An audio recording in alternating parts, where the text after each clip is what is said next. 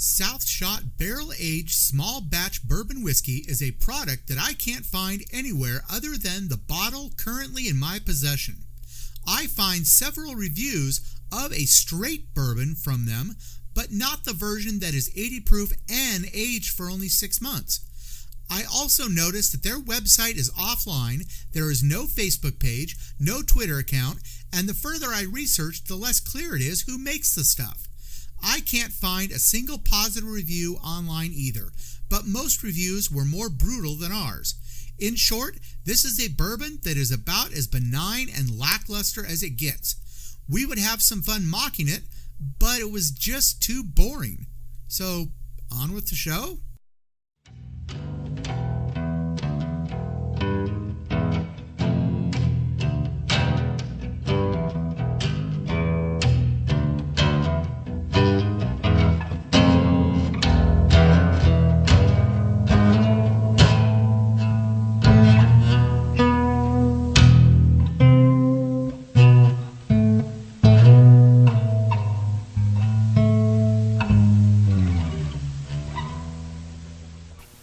All right, hey everybody, welcome to another episode of Nerds Drink Whiskey. Today we are, I already forgot the name of it. Southshot. Southshot Original. They are as far as we can tell, they are totally a sourced whiskey. Terrace, would you read that? Terrasphere Spirits? Terra Pure Spirits. Distilled it. Yeah, so it's made by Terra Essentials, they have a big distillery in North Carolina and another one in Kentucky or Tennessee or wherever. So they make a bunch of whiskey for a bunch of different labels. So this is one of theirs. Okay. Now, they do have this Southshot does have their own website up, so that's a good sign usually. It's not a completely fake brand. So they may have some things with their aging, with the things you do after the distilling that maybe make it better than even some of your grain to glass. We can't totally dismiss something just because it's sourced. The source. Although having it sourced is one of the things you look for a low quality whiskey. I can't remember what this was, what the price on this was, but it was pretty low. It has a plastic cap, I assume. Yeah. Well, yeah. But anyways, I think we're gonna start a new rule just because for editing purposes, it does work better if we do 2 sips really slowly as opposed to 1. But I think it's time to give this thing a try. And this is an 80 proof, but Dark Helmet, do your thing. Ludicrous speed.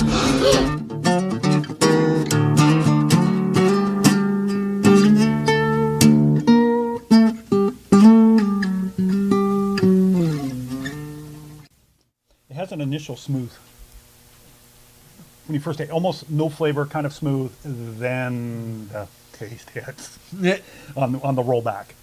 It's maybe it's because I've been drinking a lot of cask strength whiskey, but this I'm having a hard time telling the whiskey from my water here.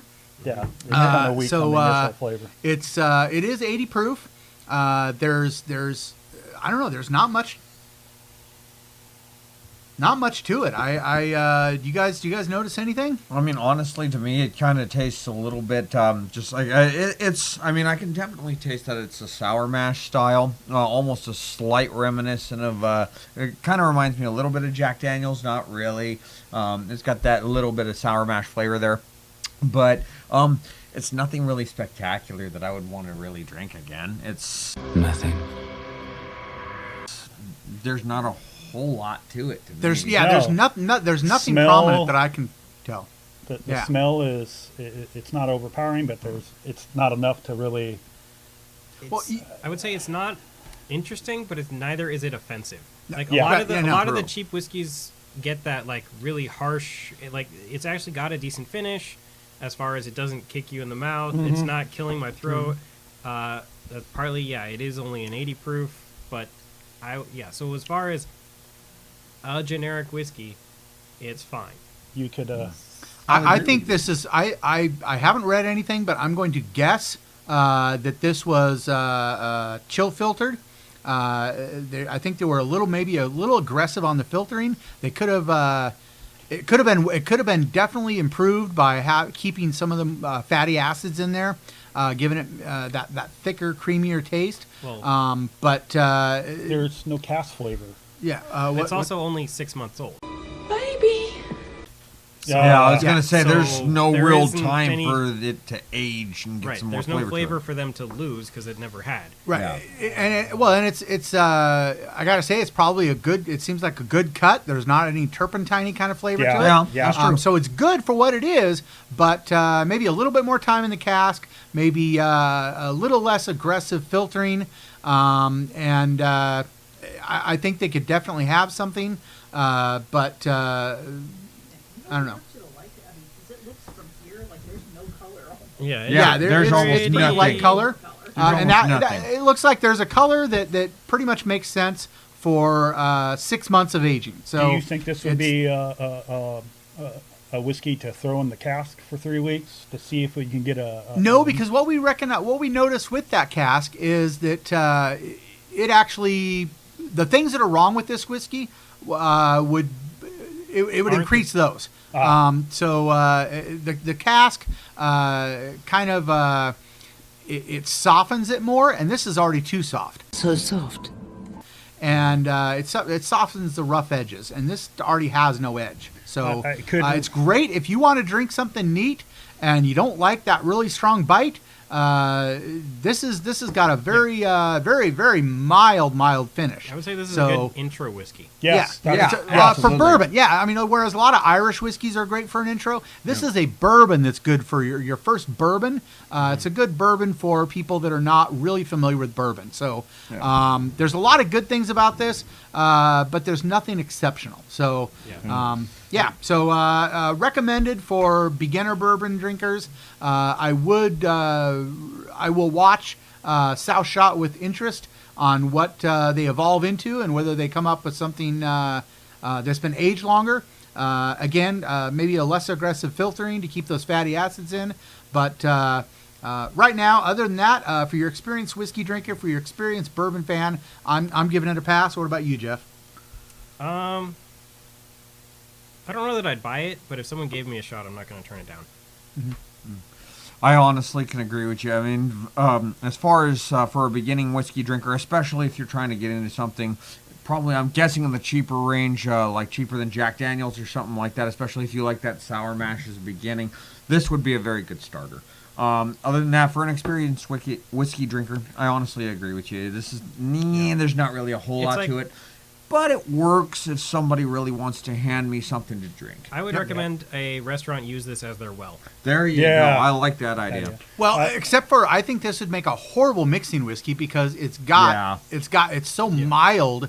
It's so mild and easy going that there'd be You basically it'd get totally lost if you don't drink it straight. The only well, thing for the beginner, it would be a good. I think it would be a good mixing with either Coke or Sprite. Yeah. If you want to have absolutely no whiskey flavor in your mixed drink, For some, yeah. for someone that they say, "Hey, what do you got to drink?" Well, I got this, and it's like, "Well, I'm not a big whiskey." I think this is a good. If you want to experiment with drinking a bourbon neat, I think this is what you should do with this is drink it neat, but only for beginners. This is bad new practice.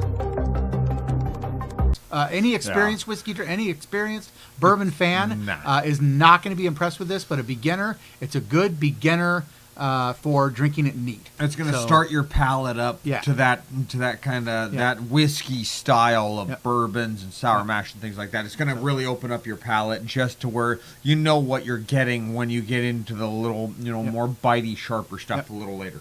All right. Well, that's our review for Southshot.